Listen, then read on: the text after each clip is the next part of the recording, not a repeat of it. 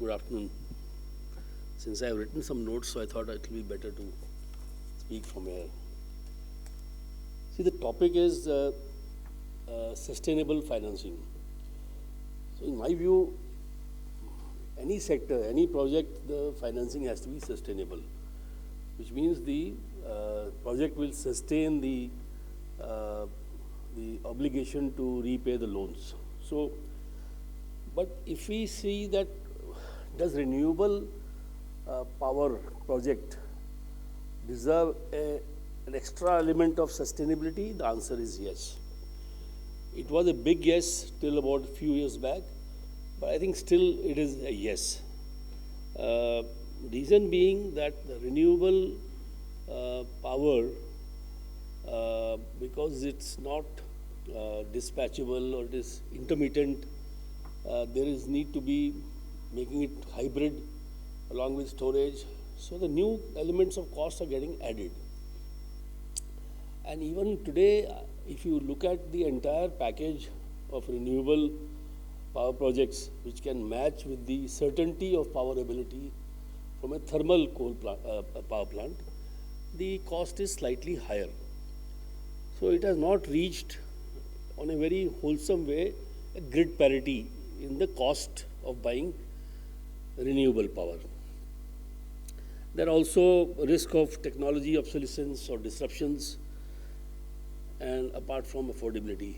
So, unlike a coal-based or gas-based plant where the tariff is paid in two parts, one is the recovery of the plant and machinery cost, which is your capital recovery, which is called the fixed charges. Other is the variable charge, which is the coal consumed or gas which is consumed. But in the case of renewable, there is no variable charge because sun is free, wind is free. I mean, as of today, you don't know, tomorrow there may be some new regulations like we have for the radio technology or telecom. But as of today, it is purely the capital cost recovery of the solar plant or the battery plant or along with it or the wind, which is what is being paid by the end consumer. So, in the overall cost of power, the capital is more, it's almost 95% of the price we pay for renewable power compared to something like 60% for coal. So, this deserves more attention when it comes to renewable. So, the debt servicing components, as Yaksa was telling, you have there are three elements in that. What will determine the tariff or the charges that the project should be able to recover from the users of power. One is the extent of capital. So if I have to attack the problem of financing or making it affordable, I have to see what is the cost of my project. Okay. So we'll talk about how the cost of the project itself can be reduced, which needs to be financed. Then what is the rate of interest? How frequently the interest has to be paid, because that's the obligation which the borrower will undertake to pay, and therefore he needs to recover that from the customers. What is the period over which the principal loan has to be repaid? So there are these three issues. So if we talk about how to make the financing of a renewable project sustainable, there are avenues for reducing the cost, not apart from what you negotiate with your vendors, but there are direct subsidies, for example, from the government, which will go to reduce your costs. So there are different type of subsidies. I will not today discuss about those, but there is one which I would mention so that it can actually reach the policymakers, in some way. I had recommended in one instance, there's a coal cess which is paid by the consumers of coal-based power, and it is paid by the power plant operator per unit or per ton of coal, 400 rupees which is paid. It comes to about 25 paisa per unit. So every one of us pays 25 paisa per unit of power, which goes to a coal cess, which is with the government. It could be running in some $20 billion by now.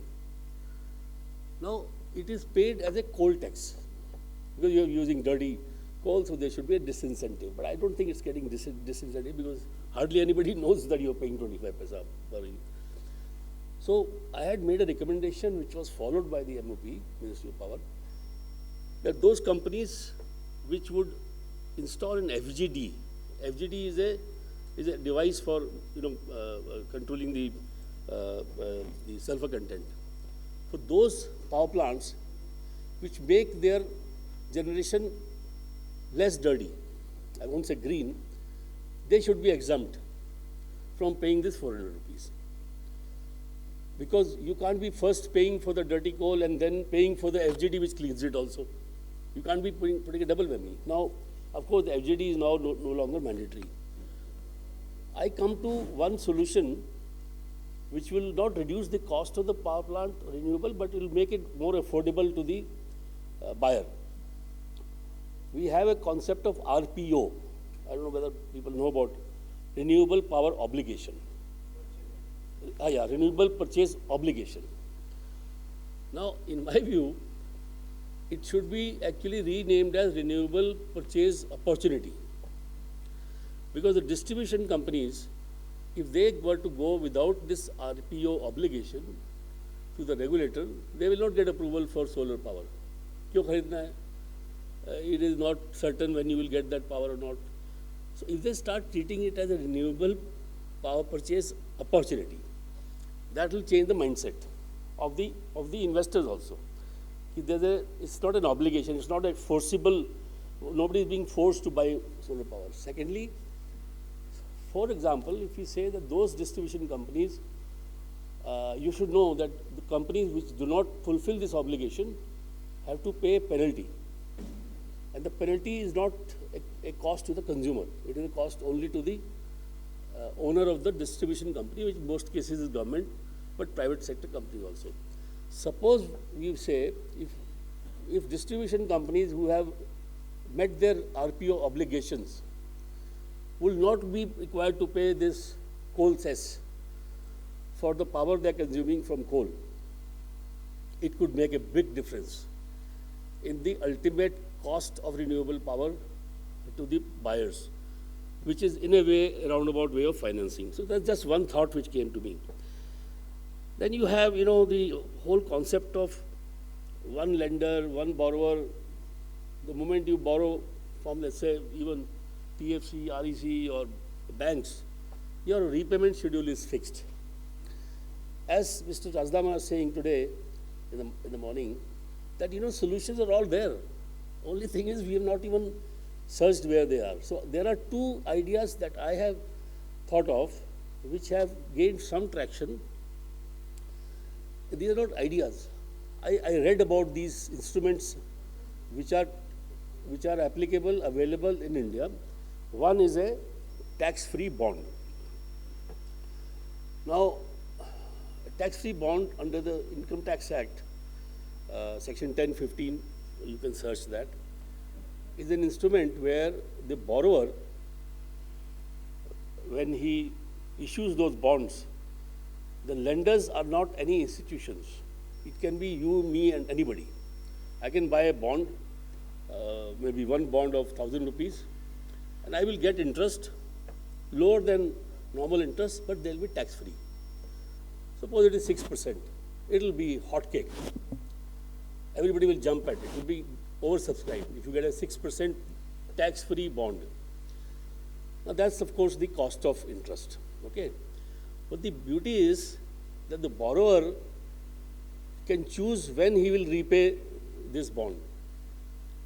Now, if somebody will say, oh, I don't want to be locked in for 15 years, that's not the issue. Because these bonds are tradable in the capital markets, in the stock exchange. So you buy a 1,000 rupee bond, say from NTPC, issued by NTPC Green. You get 6% per annum return. After a year, I want that money. I won't go to NTPC to repay that money. I'll just sell that bond in the market. Somebody else will buy it. So the borrower has no obligation to repay until 25 years in one shot. Borrower, which is, let's say in this case NTPC Green, may choose to repay, he will buy back those bonds. Now this kind of financing, I don't think, I have not seen so far any of the renewable companies going to the government saying, here is my bond issuance of so many thousand crores, please approve it as a tax-free bond. The government MOF has to see the purpose of the bond issuance is genuine and in the national interest, which it is, renewable project is. So that is one way to look at it, where you are then free to experiment with new technologies in renewable and there is no obligation to repay. You have an option to repay or buy back. This is available in the context of the Indian law today. You don't have to make any policy advocacy. It's just there. The other is, you have a question?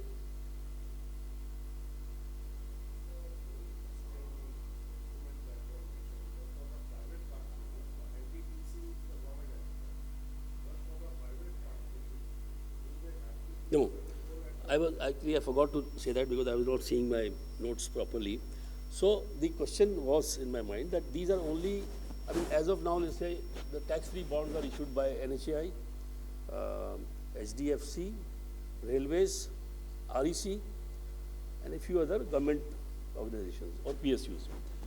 But if, let us say, a private company wants to take the benefit of this, so REC is a public sector undertaking. They can be the nodal agency, they can borrow tax-free bonds and lend to the renewable players on a back-to-back basis, keeping 1 or 2% margin for themselves. But again, there will be no obligation for repayment on a certain date. The repayment call will come from the ultimate borrower. Suppose I am Tata Power saying, oh, I want to pay 2,000 crores out of 10,000 crores I took from you. REC will then buy back those shares, that much bond, and I will pay for that. So that vehicle is there, luckily in India, through PFC, REC, or there may be another state-owned entity. The government has to agree. Now, I learned something from none other than late Mr. Jaitley, when we talked to him about this FGD issue. The first proposal I had taken was, sir, can we get from the school cess for FGD compliant players some refund? He said, Sunil, government से कभी मिलता नहीं है, exemption मिल जाता है. So if you have to pay something to the government, exemption is a one letter. If you want to get some money, then you have to keep running after the departments to get the money every time. So similarly here, when you go to the government saying, give me a VGF for the renewable, very difficult to get. But just say, please approve this borrowing as tax-free. Okay? So that is easy. It's just one letter for a 20,000 bond, whatever. There is another concept of perpetual bonds, which I was quite surprised when I came through. I was investing my retirement capital, so I thought, let me see what are the benefits, what are the available, options. So there is a concept of perpetual bond. You can look at it from the SBI mutual funds, for example, which bond is issued by the borrower, never to be paid back. So because the bond holder will sell in the market. So it's a bond issued by a AAA company, it could be REC, it could be or private company. There is no prohibition on that. And if the investor wants to get paid, he sells in the market. Now that is something which is a hugely, I would say, tailor-made instrument for renewable power funding. And I'm surprised why companies are not looking at those options.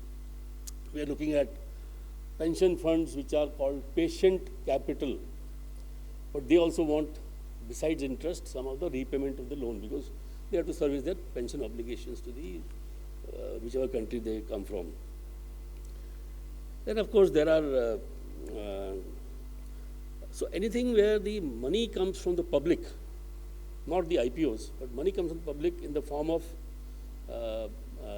maybe even IPOs, but it's an expensive way to raise money by way of equity because you have to pay dividend out of post-tax income, and interest is a pre-tax expenditure. Anyway, that's a different discussion. So,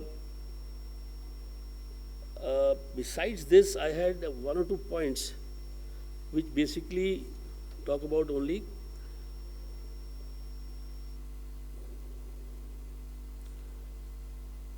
there is one more concept. I'm being very specific because I think if I can give you some ideas on how these specific structures or structured financing options which are available in the market can fit into your project. So the concept of deep discount bonds. When we talk about sustainable, we talk about longevity. So the deep discount bond is another thing where you say, I'm going to borrow 60 rupees, but after 15 years I pay 100. There's nothing in between. You have some accounting accruals, all that. So I think from a macro level, helicopter view, if I take, renewable financing should really be a crowdfunding. Like many people paying for it, is tradable, ease of getting the money back, and no obligation to pay back. There are also, in some contexts, I have not really gone through in detail, called municipal bonds. So in the case of private-public partnerships, municipal bonds, which are basically normally subscribed by the citizens of that municipal area. But there could be some customization which can be done. So these were my thoughts primarily on how differently sustainable financing has to be for renewable versus any other project. So I think that's what it is. If there are any questions, I can take it later. Thank you.